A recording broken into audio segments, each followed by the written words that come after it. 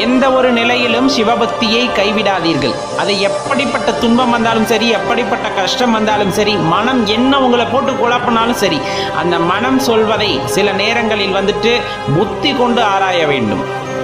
புத்தியை கொண்டு ஆராய வேண்டும். ஏன் இப்படி கிடையாது, நமக்கு வந்துட்டு ஆற்றல் உண்டு, நம்மால் இந்த பக்தியை அடுத்த நிலைக்கு எடுத்து செல்ல முடியும் அப்படிங்கிற அந்த தைரியத்தோடு நலை போடும் போது கண்டிப்பாக நம்மால் முடியும்.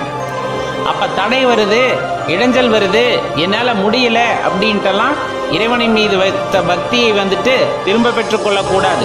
அதுக்கப்புறம் இறைவனை குறை சொல்லவும் கூடாது. எதுவுமே எடுப்பில் கிடைப்பது இல்லை.